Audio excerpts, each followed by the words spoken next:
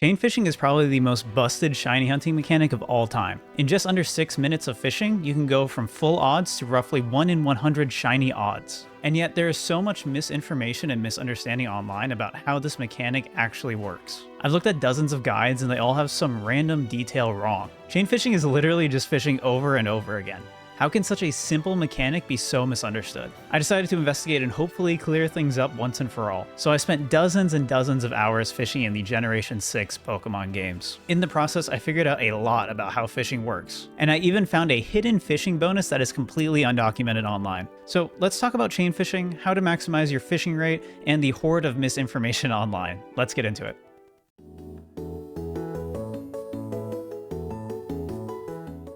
Okay, so for those who aren't aware, what is chain fishing? Chain fishing is a mechanic completely unique to the Generation 6 Pokemon games. It was discovered thanks to Game Freak directly telling us about it through this NPC.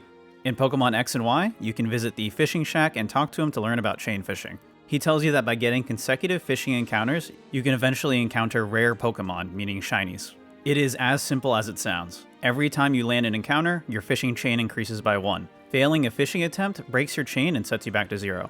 The larger your chain, the better your shiny odds get. The way it specifically works was actually figured out over 9 years ago by Mr. MBA Yo. I highly recommend checking out their article if you're interested in the specifics, but the key info here is that your shiny odds cap out once you hit a chain of 20.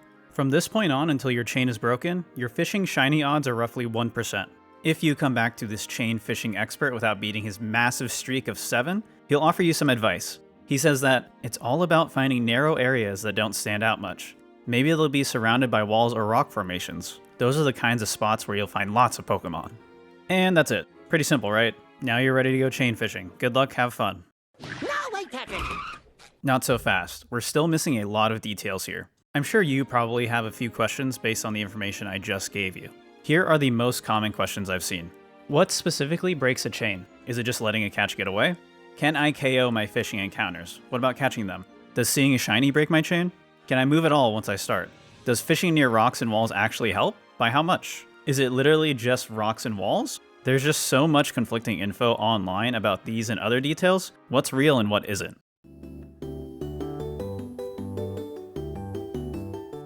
I did a ton of testing to answer these questions. Most of my testing involved hours and hours of fishing, but not like real fishing. Chaining doesn't impact your fishing rate, so the fastest way to test it is to cast out your line and wait. You'll either get the nothing bit message or you'll get an encounter. If that happens, you simply let the encounter fail so you can quickly cast your line again. I did this for many hours and counted my attempts in various situations, so if you could relieve my mental anguish by liking and subscribing, it would really help me out. Anyways, let's breeze through the easy questions first. You don't need to chain the same Pokemon, so don't worry about seeing different species, it's all good. You can KO, catch, flee, doesn't matter. I commonly saw claims that catching or encountering a shiny would break the chain, but that's not true. If you catch a shiny, you can keep going to try to get more. I saw some early guides say you have to be surfing. This is false. You can fish wherever. And by far the most common misconception online is that once you start, you cannot move at all. This is in tons of guides, even recent ones, and it's completely false. For example, you can fish here, then go here, and then here, and you'll still be on the same chain. Basically, the only ways to break a streak are to fail a fishing attempt, reload the game, or trigger an area transition. When I say an area transition, I mean these black wipes that pop up when you enter specific areas or fly somewhere. These force the game to reload map data, which stores your fishing chain. If there is no black screen when you change location, your chain is still intact. For example, in Omega Ruby and Alpha Sapphire, you could fish on Route 103, run through Oldale Town, then continue fishing on Route 102, and your chain will not be broken. You can even battle a trainer or get non-fishing encounters and your chain won't break. Okay, that's all of the easy stuff. Before I can answer our other nerdier questions, we need to zoom out and talk about how fishing itself works in Gen 6.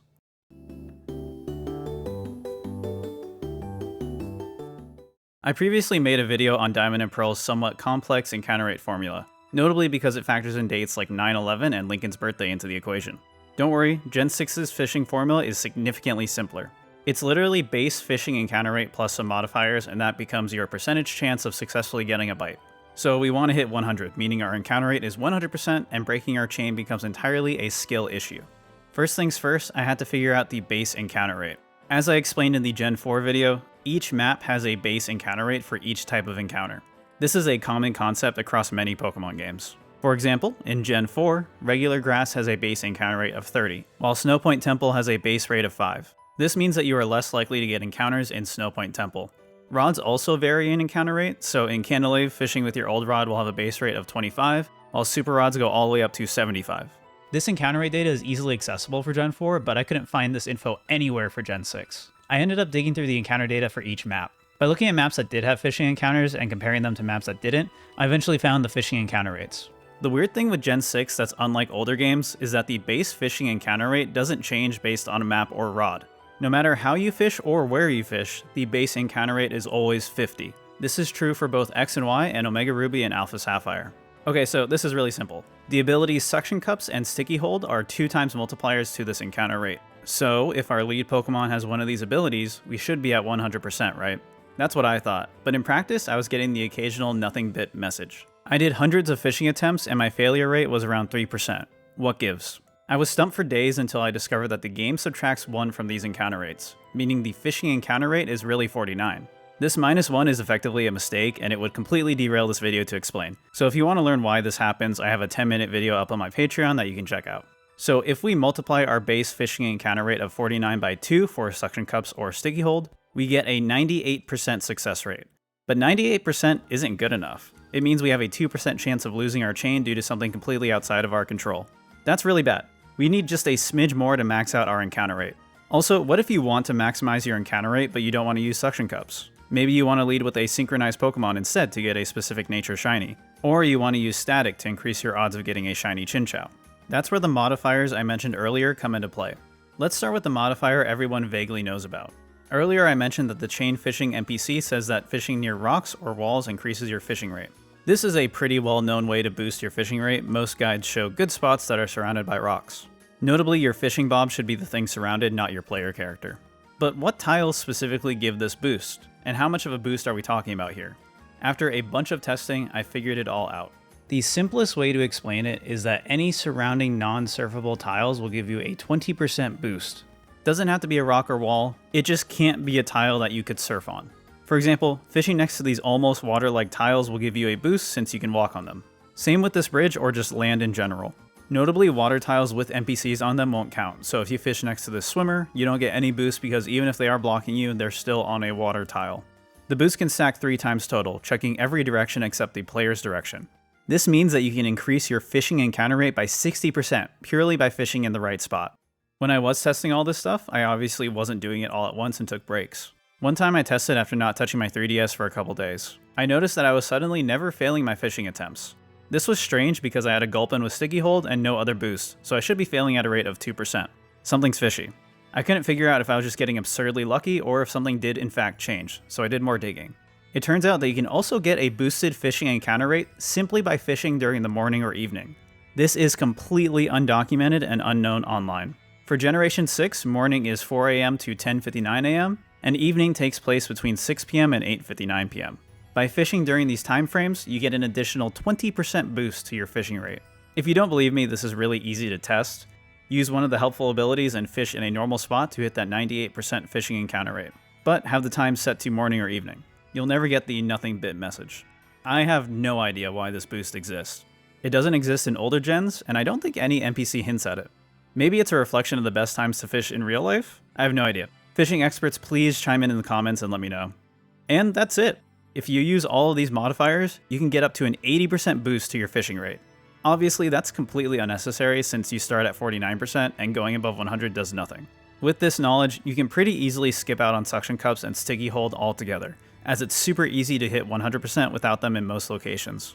You can also save some time on your hunts by not worrying about going to the most optimal rock-filled location possible, as it's unnecessary most of the time.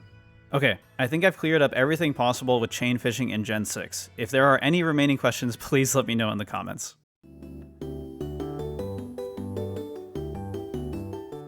To summarize, here's how to best maximize your chain fishing shiny hunts. If you're using a leading Pokemon with Suction Cups or Sticky Hold, you only need one boost to maximize your fishing encounter rate. This can be setting the time to morning or evening, or just fishing near one non-water tile. If you're not using either of those abilities, you need 3 boosts to ensure success. The simplest way is just fishing next to 3 non-water tiles, or you can have your time set to morning or evening and fish next to 2 non-water tiles. What fascinated me most about researching this is just the sheer amount of misinformation online. This was in spite of the fact that one of the most popular resources of Pokemon information online, Bulbapedia, actually has had perfectly accurate information on the subject for years now. Obviously, I was much more specific in my video, but a lot of the general details that are wrong in other places are correct here. It's probably mostly the result of people copying from 10-year-old guides that have never been corrected. A lot of chain fishing details can feel very vibes-based, like people taking personal anecdotes as facts for how the mechanic works. I saw this constantly in guides from 10 years ago. I hope that this video can clear things up for good and encourage people to check multiple sources before spreading information. I feel like this is becoming a recurring theme in my videos. I'll also put up an article with all this info on my newly renovated website, sinjoruins.com, so definitely check that out if anything is unclear to you. Huge shout out to all of my Patreon supporters, thank you all so much. If you would also like to support my research and archiving efforts while also getting some bonus videos and articles, you can check me out at patreon.com/etchy. Special shoutouts to Frorio, Mithra Was Taken, Verota, Fuzzy Hugs, Pastel Punk, Birder, and PSF for your support. That's going to be it for this video. Be sure to subscribe if you enjoyed it. Thank you for watching, and I'll catch you next time.